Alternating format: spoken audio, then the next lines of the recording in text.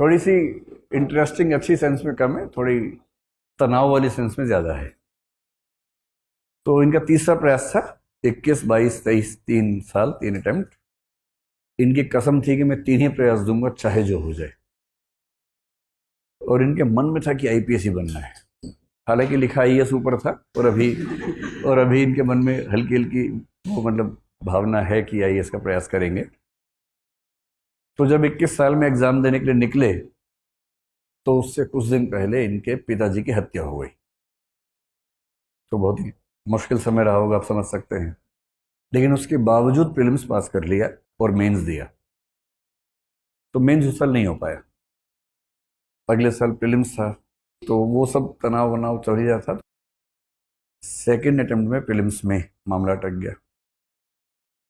इस बार ये इस मूड में थे कि इस बार या उस बार, और प्रीलिम्स हुआ। और मुख्य परीक्षा से 7 दिन पहले इनके दादाजी की दुर्घटना में मृत्यु हो गई। संयुक्त परिवार में रहते हैं, तो फिर वही स्थिति। लेकिन 7 दिन में अपने आप पर काबू रखते हुए, इमोशनल इंटेलिजेंस का इस्तेमाल करते हुए, सेल्फ रेगुलेशन और सेल्फ मोटिवेशन की तकनीकों का इस्तेमाल करते हुए मेंस दिया। ज़बरदस्त परफॉर्म किया। जीएस के 4 में से 3 पेपर्स में 100 से ज़्यादा नंबर हैं। पेपर 4 में तो 121 नंबर, इतने हैं ना, 121। तो जो पेपर हम लोग पढ़ रहे हैं उसमें 121 नंबर है। मेरे ख्याल से one of the highest marks इस साल के ये होंगे। इस बार थोड़ा सा इनका हिंदी साहित्य में नंबर कम रहे। इंटरव्यू शानदार, एस्से शानदार, जीएस शानदार, और आईपीएस में आ गए हैं।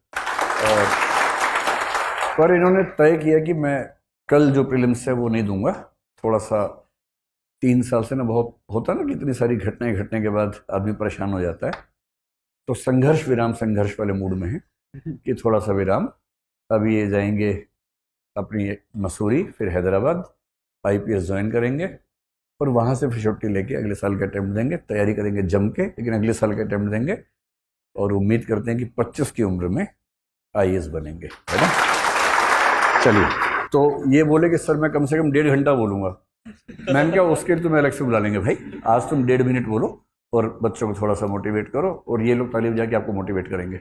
वसुधा का नेता कौन हुआ, भूखंड विजेता कौन हुआ, अतुलित यश क्रेता कौन हुआ, नवधर्म पढ़ेता कौन हुआ, जिसने न कभी आराम किया, संकट में रहकर नाम किया।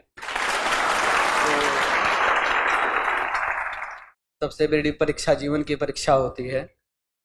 और ये तो सही बात है कि अगर आप पूरी मेहनत से, पूरी समर्पण से, आपकी प्रक्रिया नैतिक हो, आपके कर्म नैतिक हो और ईमानदारी से करें, तो ये बहुत छोटी परीक्षा है। बहुत बड़ी बड़ी परीक्षाएं आप सफल कर जाएंगे। तो 1 साल की तैयारी बहुत बड़ी तैयारी है। मैं तो यहाँ पर मई में आया था 2020 में दिल्ली,